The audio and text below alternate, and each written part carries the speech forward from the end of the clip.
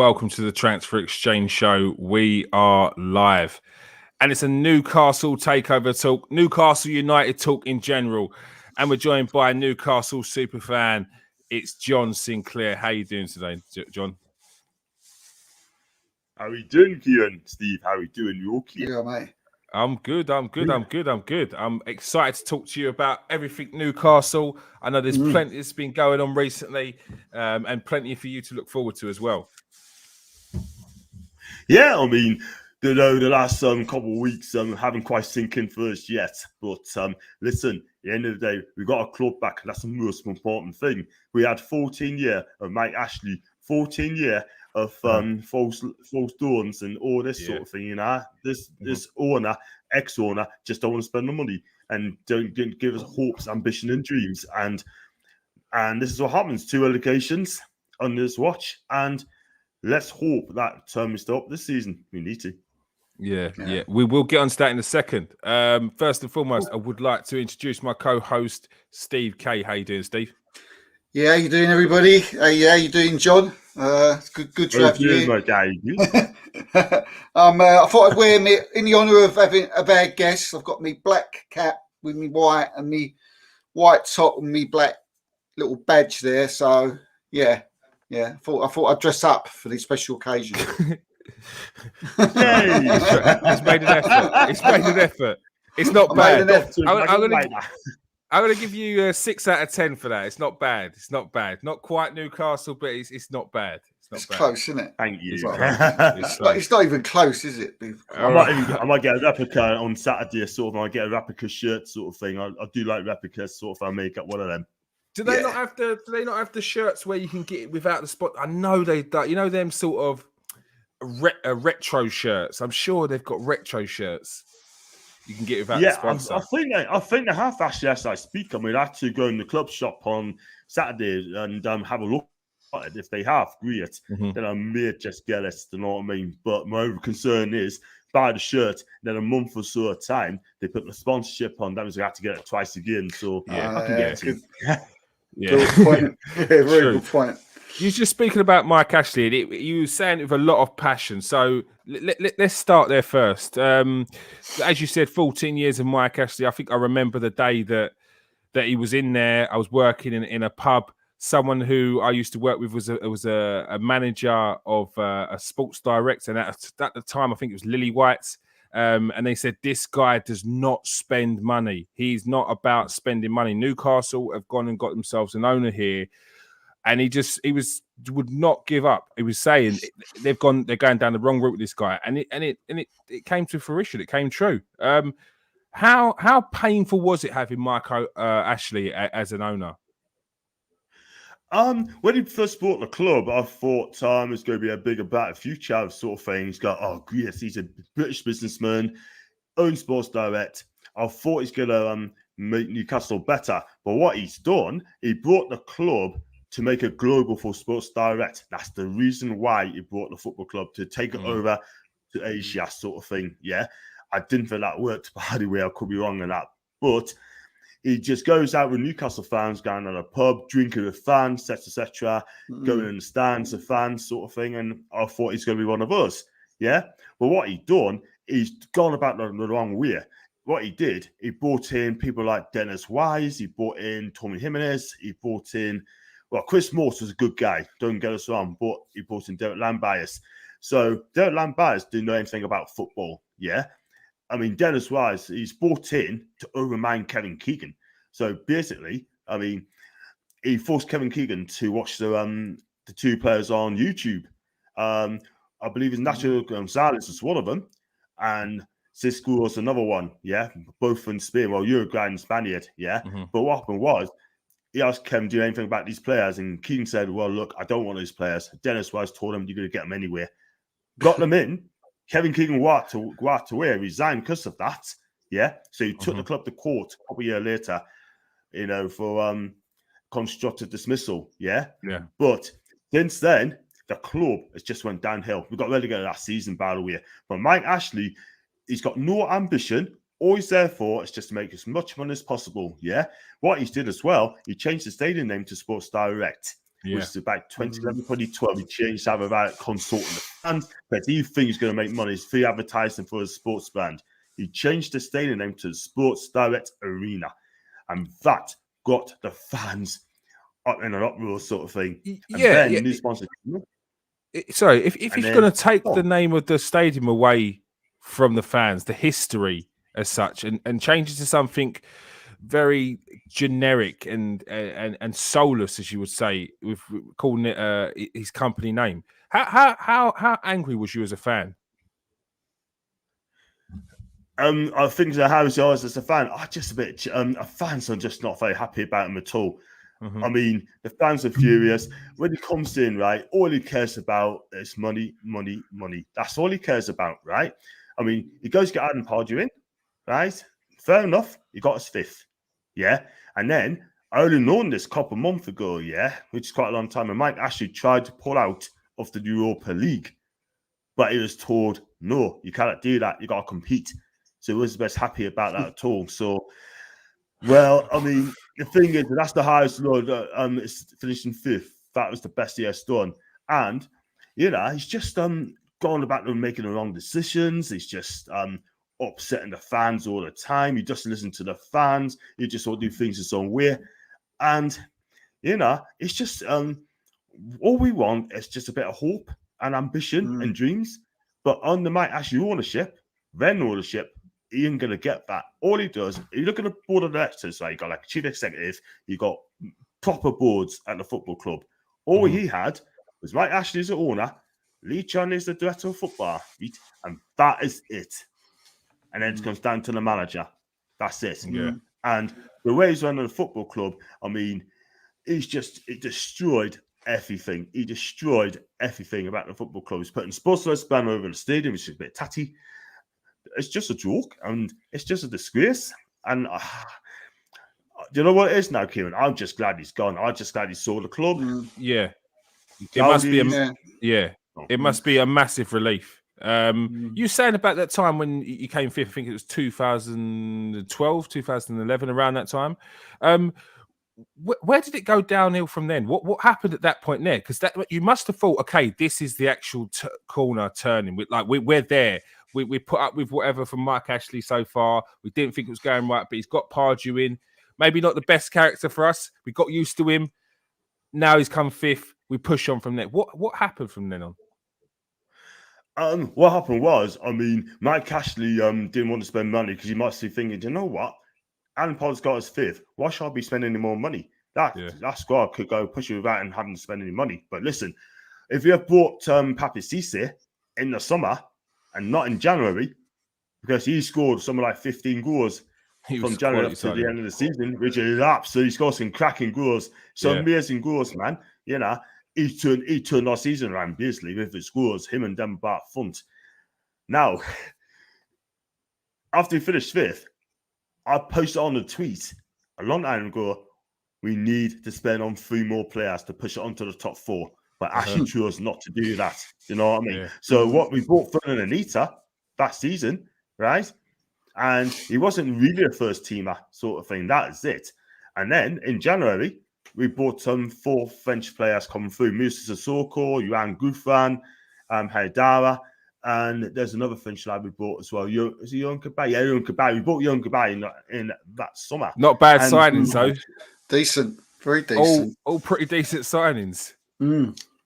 All decent signings, man. I mean, and then that very season, we could have got relegated. If Wigan have won that game, we would have been relegated. They had to beat Swansea, and they lost by a goal to 0, I think, and that kept us up. We went to QPR and won that game. It was unlucky, and I think it's an own goal, and it's kept us up basically. So we've gone from 5th that season down to about 5th bottom the following season, and from then on, I think Pardew should have moved on, in my opinion. Do you know what I mean? But they kept him on, given an 8-year contract. Right, an 8-year contract, which is unheard of. I think he done things to annoy you. I'm sure he did. I think he did. I think he just did. Sometimes I used to hear things he did or hear things that he said in the papers, and I used to think he ain't normal. He's doing this to annoy the Newcastle fans because things that he did were just crazy and did not make any sense. And I don't know, John, when you got relegated, I mean, what did he do anything then to get you back up into the Premiership? Did he put some money in then? Yeah, I mean, I just don't get him at all whatsoever. So would it not be better to stop in the Premier League? Do you know what I mean? But when we got relegated the first time, he hardly spent any money. Yeah, he got on like loans, like Fabrice, Pancrat lasted 6 months with us. And also we bought Fitz Hall. Like this is back in 2009-10 season. Yeah. I mean, Colaccini could have gone this way. His first season is absolutely dreadful. His first season's woeful. But he got better as the season gone by. You was expecting high hopes from Colaccini because I mean, anyone that knows football or European football from around then, Colaccini was quite a highly regarded centre back, and when Newcastle got him, it was like, oh, they're making moves here, and it was like you said, it was very disappointing when he first came in. Yeah, I thought he was brilliant. I think he's a good defender. He boxed up sort of thing as well. And playing in Championship actually toughened him up, if I'm honest with you, you know what I mean? But it's gone from Colo the Clown, I ain't going to lie, from Captain Colo, because he'd been captain for a couple of seasons as well. So he did really well then. Do you know what I mean? I mean, he didn't show us in the greatest, but we understood him, yeah? And, okay, he made some snide fouls as well, by the way. But we had some good players as well in the Championship. We had Joey Barton, Kevin Nolan, Jonas Gutierrez, Jose Enrique, Andy Carroll front. We had Ray Routledge as well, big part player as well, and that got us up. And the fact of the matter is, when we got back up, we already spent something like 10 million sort of thing. Like we got Chet Toyota to improve the team. Off with Chet Toyota, the great late Chet Toyota, he sadly passed away a couple of years ago. And God rest his soul, by the way. Love him to pieces, man. And he was a decent player, and we lacking. We haven't got that type of player now. What Chet Toyota has had, destroyed the midfield, right? You know, break up the player. He did that so well. We ain't got players like that. Isaac Hayden, I mean, he's a decent player, but believe you me, he's no Chet Toyota. Yeah, we had a midfield. No, it's not. We had an order, and that's it. Yeah. Isaac Hayden, good player, former Arsenal youth player. Again, It's top end Championship for me. He's not Premier League to really move forward. Not for me. I've tried to defend Isaac, but for me, when we do get proper players coming in, I don't think Isaac can be a first teamer anyway. I mean, he's decent. John, on that note, sorry, mate. On that note, you've had the new owners come in. You know, good luck to you. You've all had your parties, I dare say. So yeah, we're all jealous. But from the early days, can you see any reservations? Are you worried about anything regards to the new owners, or are you just totally happy now? Yeah, I mean, I couldn't hear you that well, but I think I'll get what you mean. Yeah, listen, I'm over the moon that we got the takeover. Yeah, I expected an arbitration case to happen in January. Yeah, but before that, the cat case could have come in. If we won the cat case, we would have got us a takeover anyway.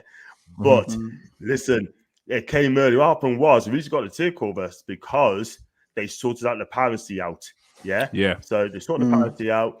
I mean, Saudis paid Qatar, I believe it's £1 billion whatever to stop the piracy. They've done that. The takeover happened next year. 15,000 Newcastle fans outside the stadium celebrated all night when that club was sold. Unbelievable. And it's a great feeling. It's an early Christmas present. And you know what? I was just over the moon. I haven't sunk in. But listen, at the end of the day, I think it was the best thing that could ever happen to a football club. To get the club sold, get new owners. We are the richest club in world football. And that's what we need now. Is a quality manager to come in and take us forward. You know, we've been linked to a couple of big names, by the way. Yeah. But my motto is, when it comes to, go on, carry on. Yeah, I mean, you are linked to a couple of names. I mean, I'd love to ask you, John, who's your choice? The main man who seems to be linked sort of in the last couple of hours is Lucien Favre. Seems to be gone to the top of list of favourites. You've also had obviously Paulo Fonseca, who I don't know. I'm not hearing too much about him, but who's your choice, John? Well, for me, I mean, if we stopped top this season, right, and go back in the summer, for me, I would have gone. Conte would have been nice, but I just don't think he'll come to Newcastle because he wrote a project. He wants to go to the club is already ready, like Man United if they lose Ole. But for me personally, I mean, looking at that, I mean, it would have to be Fonseca for now. But my understanding is, in one of the German newspapers said he's out of the picture. That means Newcastle's not going to take him on. I don't know how true that is, but he was odds on favourite to get the job. Apparently, from his people in Portugal saying that he's willing to take the job. Now, what Newcastle should have done, or Newcastle should have done, they should have had a number one choice. Someone in their mind is going to take the club forward. The number one choice, and it was Fonseca. Yeah, they interviewed him. She was impressed with him. But how far that went, I don't know. But one thing I will say now, I would not rule out getting Rafa Benitez back. I know you have to break a contract, but I would not rule him out. I've heard a few things about him. Yeah, recently as well. Would you want him back? If he came back, I would not complain. But for me, I would like to move on from Rafa. But I listened to Paul's chat this afternoon, the team review. So I'll go over on a Monday night. He's a fantastic podcaster, him, Newcastle fan. And if Paul's listening, hi to Paul. But, he made a very good point. If Rafa came back, he won't complain. I'm not going to complain. The fans won't complain. But it's unfinished business, yeah. And where Everton lost those 2 home games, the fans are starting to turn on Rafa now. They didn't want him in the first place, did they? So the first blip, they were always going to turn on him. And okay, that's probably a minority. However, those minorities make a lot of noise, and it starts the ball rolling in when it comes to people getting moved on. A couple of other names that have been banded around is Lampard, Lucien Favre. Any of those managers sort of tickling your fancy? Frank Lampard for me would be a no-no, to be honest with you. I think he's turned it down anyway. I just don't think he ruled himself out, apparently. I don't think he's ready for Newcastle United job. Look what he did with Chelsea. I mean, he did okay first season, got in the top 4, but the second season, he kind of struggled a little bit with the new players coming in. I think he struggled there. And it's a shame because I do like Frank. I think he's a decent guy. I think he speaks well. But this club will be way too big for him at this moment in time on this stage. And who's the other? Did you say Lucien Favre as well? Yeah. You know what? I would not complain if he came. Or is he 63 years old? Yeah. And he used to manage Borussia Dortmund. He used to manage Gladbach as well. Nice as well. And he's done really well with them, sort of thing. He plays quick attacking football. Yeah. And maybe this is the manager. This is the guy that turned down Crystal Palace at the last minute last season. So he did. Last season? It's the early in the season. But would I say Favre? I would as well, because he knows exactly what's going on. But also, it's being linked today or yesterday, Erik ten Hag from Ajax. Now, yes, because of Mark Overmars. Yeah, that fits. Doesn't it? That fits. But Paulo Fonseca, I mean, I'm pretty sure he's out the picture now, John. He's sort of. I heard today from quite a big source that he was now. He wasn't going to be taking the Newcastle job, so that does leave the door open to someone else, someone like Lucien Favre or even Rafael Benitez. So, but I think whoever you get, I think you're going to get a good one, mate. Right? Did he just say Fonseca's out in the picture, guys? That's what I've heard. That's what I've heard. Yeah. According to Build, they say he's out of the picture, which is a shame because he also said that he wants to take on 3-4 players on loan in January, sort of thing. But they already had a plan. I just can't see now that is done. So Fonseca's out then. So there's going to be Lucien Favre. I think he'll probably Ten Hag. But for me, I would not be so. I mean, I think the favourite will be Favre now. If it's not Favre, I would not be surprised. So get up in the morning, open the newspaper, and find out Rafa Benitez has rejoined Newcastle as manager. I'm not surprised at all, lads. All right. It seems like you wouldn't be it wouldn't be too bad for you as well, and a certain contingent of the Newcastle fans.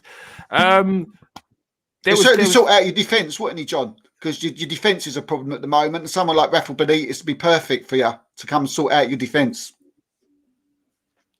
When he left the club, or when he came and joined the club? No, he's saying when he comes back, if he comes back, he'll sort out your defence. Yeah, that's what he's got to do. He's got to come in, right? He wants to be manager, not head coach. If he's going to come to Newcastle, it has to be manager, not the head coach, because he was manager when he came back to Newcastle first time, but Ashley didn't really back him. But he would definitely sort that defence out, and he would need new ones in there, because for me, Kieran Clark's not good enough. The Cells is not good enough now. Yeah, we need 2 defenders. We need a left back. We need 2 midfielders. We need another backup striker, and that's what we need for starters in January. That's what we need if we are to stay in the Premier League. If it's Rafa Benitez come in, then he'll know exactly what's needed to keep this club up, and they will play for him again. How do you feel about Fabian Schär? He signed a new contract, isn't he? For a year? He signed a contract back in the summer because he's been activated for an extra year, right? But he had 2 man of the matches for Switzerland, in the World Cup qualifiers, I think it was, and he still cannot get in the team whatsoever. What I don't know what's wrong with him. Like, he's not injured, he's fit. But at the end of the day, how come you play Kieran Clark or Emil Kraft, for that matter, in front of Fabian Schär? I just do not get it at all whatsoever. Fabian Schär is a fantastic ball playing centre back, and if Rafa do come back, or if Favre comes back, he'll be in that team straight away. Yeah. So is there other lessons to be learned from the likes of Man City, QPR, potentially Chelsea, with how you spend this money and the direction you go in? Maybe taking it a bit slower rather than trying to bring in all the big names, and then you've kind of got to dodge people that are coming there for the wrong reasons. Well, apparently we could spend £190 million in January if it needs to be. I think you need to spend most of that money, to be fair. What I don't want at this football club is mercenaries. I want someone to come to Newcastle to play for the badge, and the fans remember you for the back of their shirts. Yeah, it's as simple as that. So how go on. Yeah, and what it is, right? I don't want mercenaries. I want someone who's going to come in to keep us up in this league.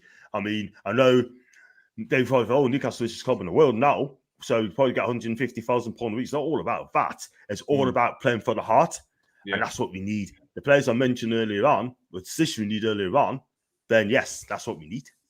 I don't think the Newcastle fans would allow any of these players to get away with that kind of nonsense with regards to coming to Newcastle for the wrong reasons. But how do you make sure that the club brings in the right manager that's going to get in those players?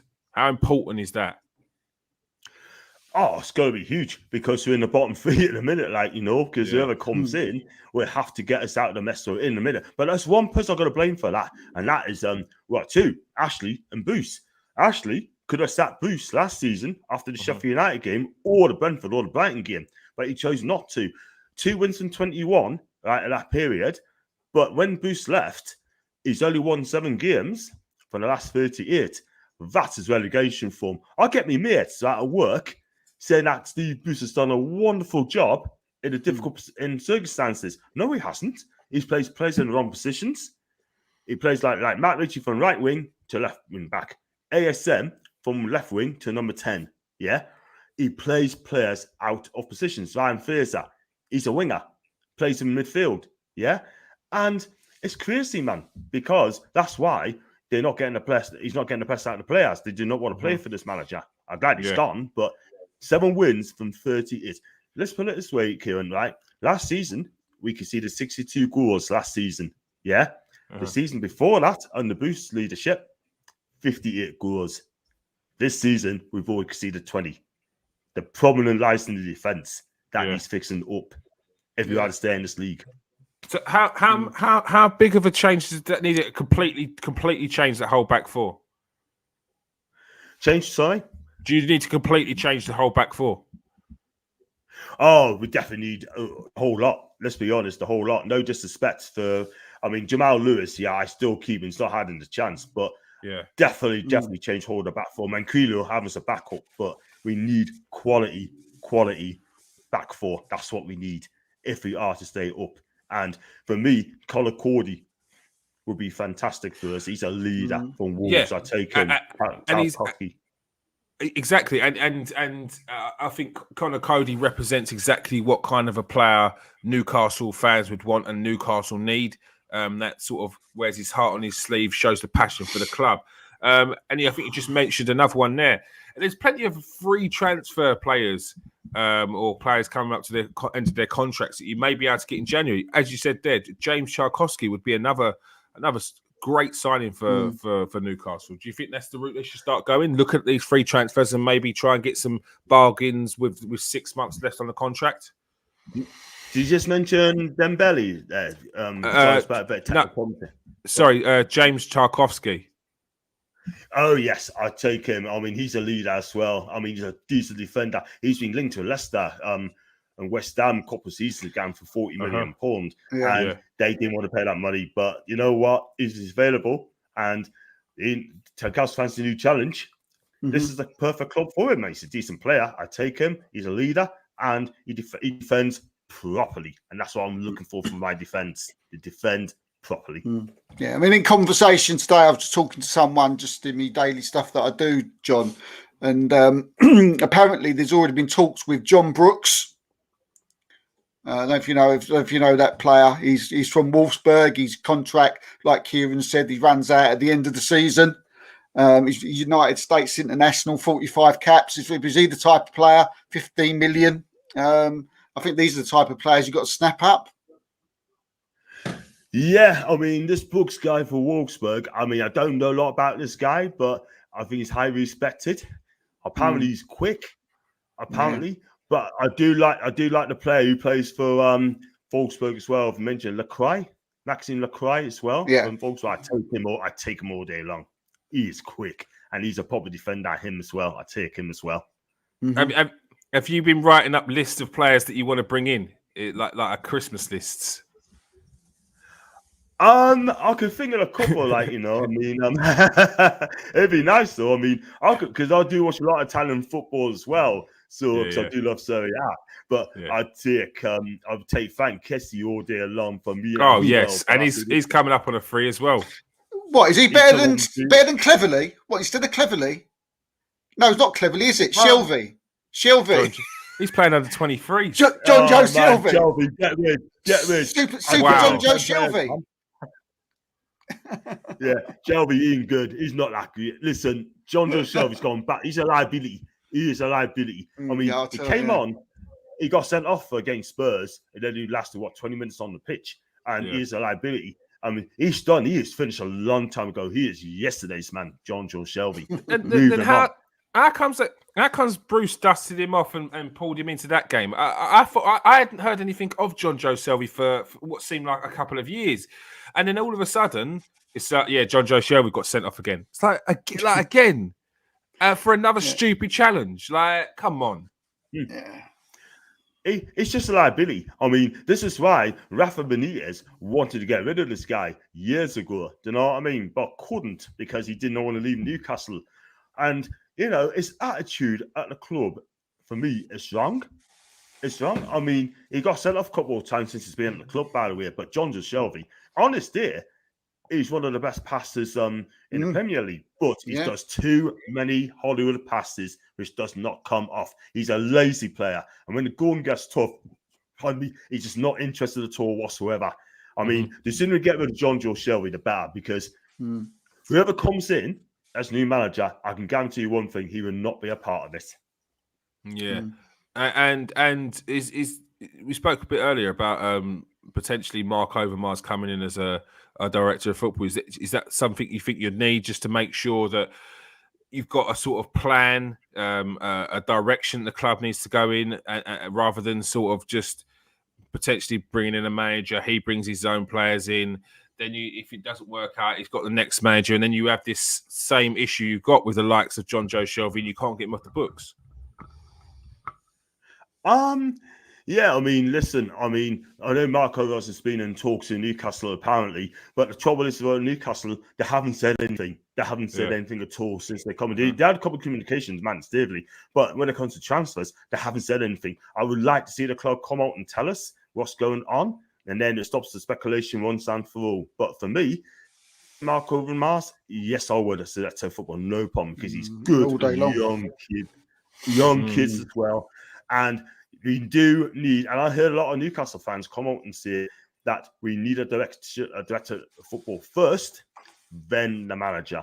So if it's Mark Overmars comes in, then the big chances are, I think, Ten Hag will follow him as well.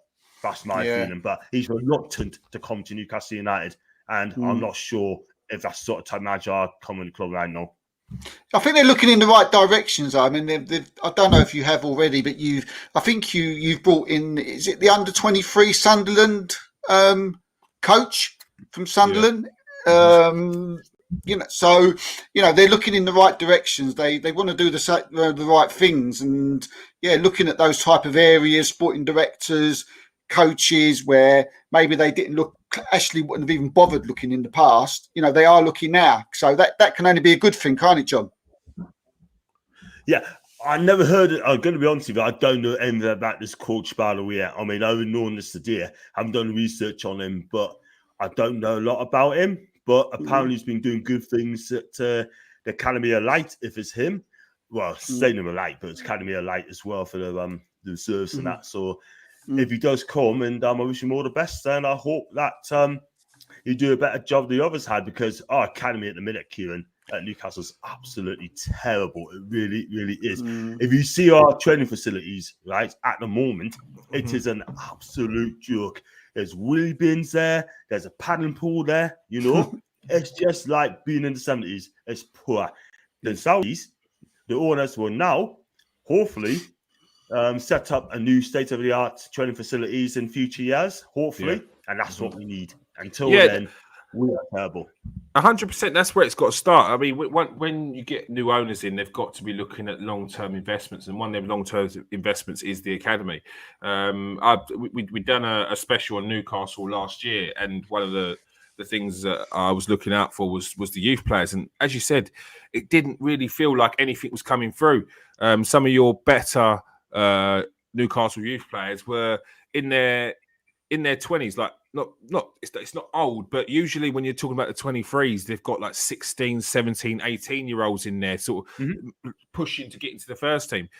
That simply wasn't the case with Newcastle. It was one of your better players was looking at going on loan to a local team around Newcastle, and that's not really the direction that they probably would have thought that they'd have been going in, at least loaning them out to maybe a League Two side or something like that. And it's just there was just nothing really exciting coming through.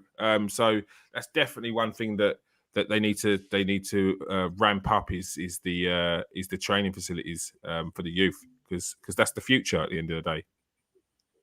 Yeah, I totally agree. I mean, it's been a long. I mean, we had very, very few players could make it into the first team in Newcastle United. I mean, Andy Carroll is one of them. Yeah, he made it. Obviously, he played for Liverpool, West Ham. And then we had the Longstaffs as well, Sean and Matty. I mean, Matty's on Aberdeen. He scored that goal against Man United, home and away. And since then, Steve has absolutely picked him. So he farms down at Aberdeen on season-long loan. And Sean Longstaff, he is on loan to Blackpool and Portsmouth. I think it's Blackpool. And then came back under Rafa Benitez. And he comes to a great young player sort of thing. He's gone backwards under Steve Bruce. We could have got 35, 40 million pounds, but Rafa Benitez said, no, we're not going to sell him anytime soon. You know what I mean? Because Man United were looking at him, weren't they? There was Man U was looking at Sean Longstaff. Yeah. And they were looking at him 35, 40 million. And Rafa turned it down at the time. He just don't want to sell Sean. And we got a young lad as well called Elliot Anderson.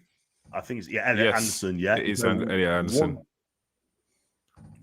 One game against Arsenal in the FA Cup. Since then, he hasn't even been seen. He's still in the reserves. Steve Bruce do not pick young players. And that is the problem. He's not giving the young players a chance at all whatsoever. And that's the thing. And that's why with these people, there's a lad, remember Lee Clark? Yeah. His son. Huddersfield manager as well, wasn't he? Yeah, he's gone to Anfield. And it's because he said the training facilities was not right for him. That's why he went to Liverpool. And once he gets on, come on, see that, then we've got a big problem. That's why we need to update. And Rafa Benitez has gone about it as well. Rafa's saying that we need a new training facility. He said that to Mike Ashley. He spelled it out to him. And Ashley wasn't interested whatsoever. And that is why our club is not right in a minute. Until now we've got Saudis. Then we get that. Yeah, sorry. So John, who would you keep at the current squad? Which players would you keep? That's a good question. I only keep about 6 or 7, to be quite honest with you. De Braca, I keep Manquillo as a backup. I keep Fabian Schär. I keep, to an extent, Jamal Lewis as a backup, yeah. I keep, St. Maximin. Yeah. And the reason I'm going to say Almiron is because I want to see what he's like with a different manager. So I'll keep him. I think his quality. I think Almiron's quality. Yeah, I think he just needs better players around him, I think. Yeah. Absolutely. I mean, he's playing on the wrong position. He should play either left-hand side or he should play as a number 10 role. But Steve Bruce has ruined his career. He drops him deep. He drops him too deep. Yeah, he's a number 10. When he first came in, the first game I saw him play for Newcastle, it wasn't long before that I'd heard links with Arsenal.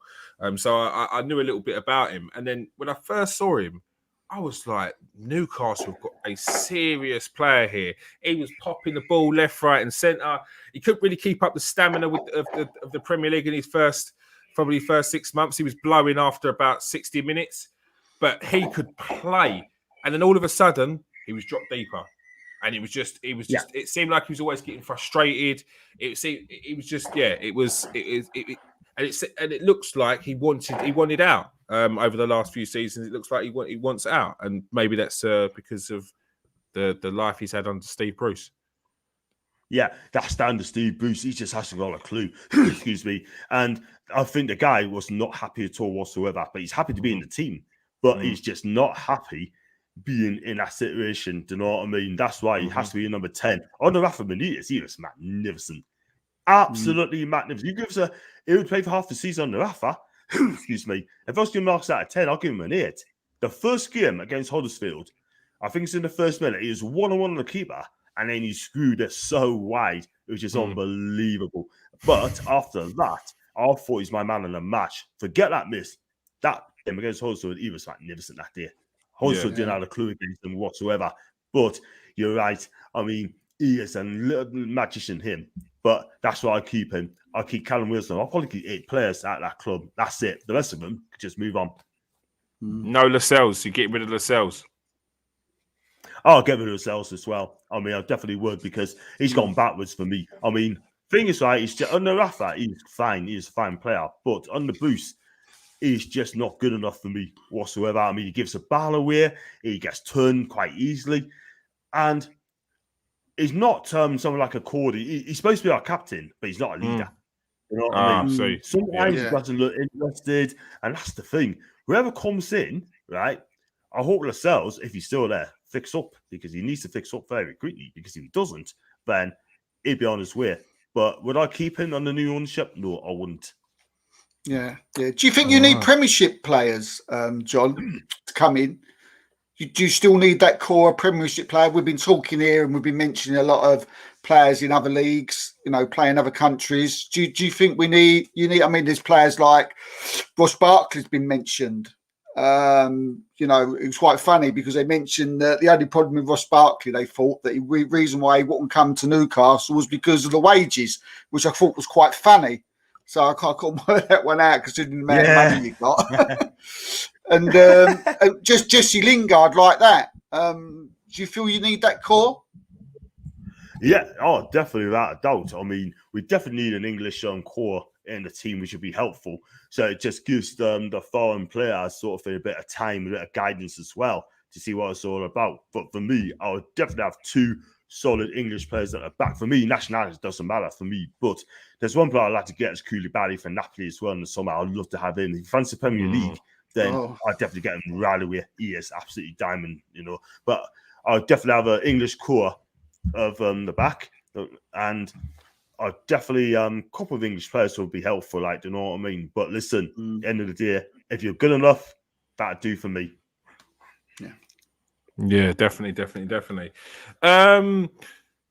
So your current manager now, how much he was under Bruce as well, wasn't he? He was working under Bruce. How has that differed since to Bruce?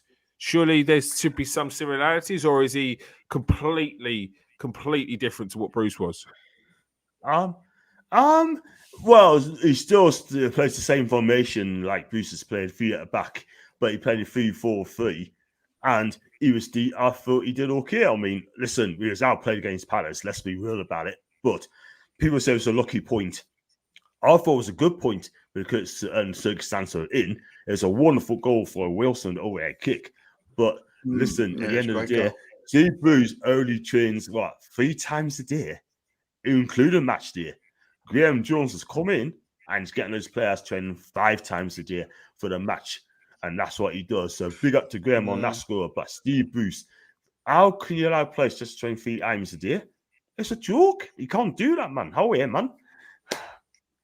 They need to, especially when you're battling relegation season after season. You think that you're putting the extra hours on the training pitch to make things count.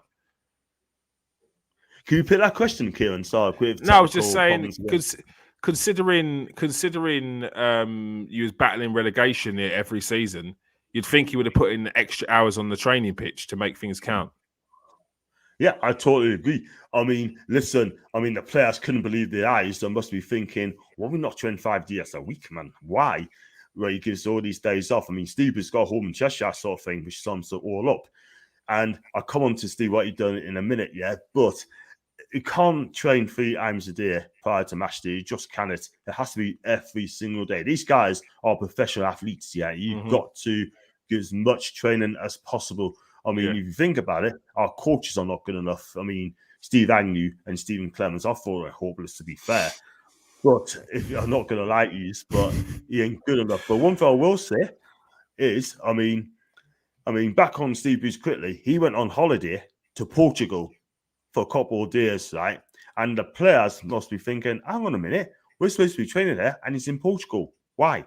He should be training us, which I think that was wrong.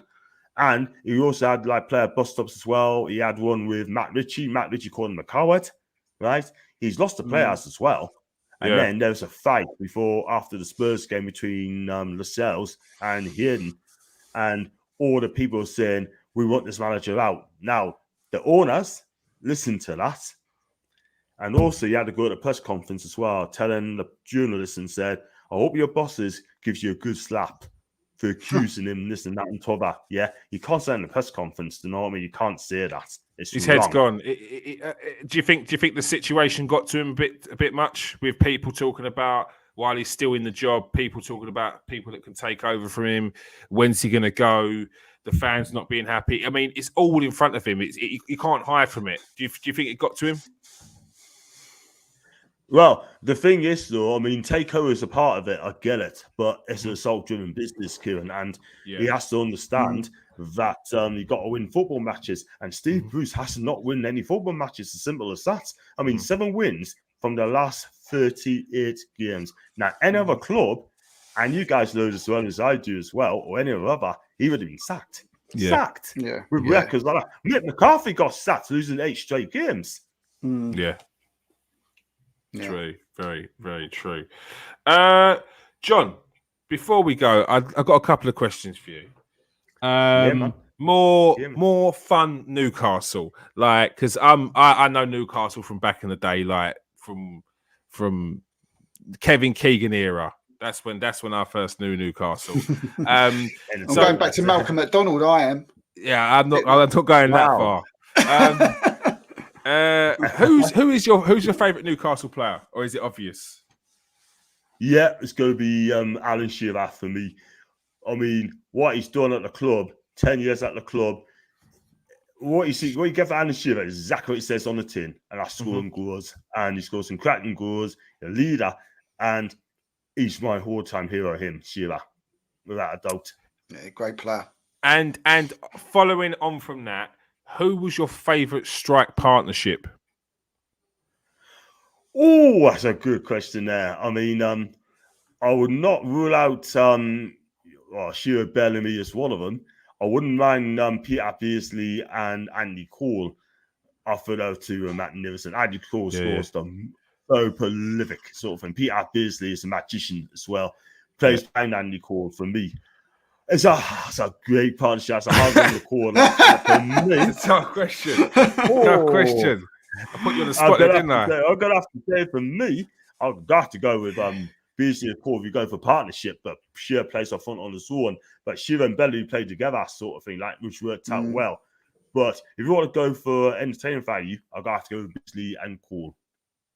Whose was Ferdinand's partner, John? It was both. Was it both? Yeah, Shearer and Ferdinand. They were good as well. Yeah. But I was going to come on to that anyway, sort of thing. But those two are lethal as well, by the way. I thought they were both brilliant there up front. But we had some cracking strikers. Excellent players for those time of the years, yeah. Tino Asprilla. You can have Asprilla, you can have Bellamy, you can have Andy Carroll as well. He's going David Ginola. You're not gives us a shout. McDonald, Super Mac, you know. You got Gaza, Waddle, Beardsley, Ginola, Ginola, Rob Lee, Gary Speed, late Gary Speed. Oh, that's some cracking players, man. Rob Lee can still play now. Lee's a top player. I played with Rob Lee not long ago. He can still play. He can still play. Yeah, very good player, Rob Lee. Do in midfield. These days are coming back, John. Don't worry, they're coming back. They're just round the corner, mate. Just round the corner. It's because their kids are playing. Their kids are playing now, so that's them days coming back. They've got all their kids playing now.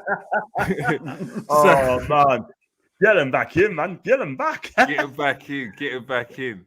Yeah, right. Great days. Great days. It is. All right, John. Thank you very much for joining us today. Very enjoyable chat. Very enjoyable chat. Absolutely brilliant. Really enjoyed it. Thanks, man. John. Really enjoyed it. Thank you very much, man. John, can you tell the people where they can find you, where they can find your page, where they can ask you any questions from now on or whatever? Yeah, of course you can. I mean, before that, if you go on to John Sinclair and then type in NUFC, click on that. And please do subscribe if you see, and click on that, and then you subscribe. I'll do live press conference reaction. I'll do that on Friday. I'm going to do the match preview. I'm going to do the watch alongs as well, which I won't be able to do on Saturday because I'm at the match. And also do player ratings. I interview other fans as well, not just Newcastle, but other fans around the country and the world as well. I'm on a different show on Monday. And when next summer, if we do stay up, I'm going to do the combined 11 as well, where you get some top players coming. I'm going to do my combined 11 as well. And also in January, I'm going to do the transfer update as well. So check out for that. And on my Twitter handler, John NUFC 40. All right. Thank you very much, John. Thank you very much. We'll have to get you on for the preview of the Arsenal-Newcastle game, whenever that is. So that'd be good to get you on for that.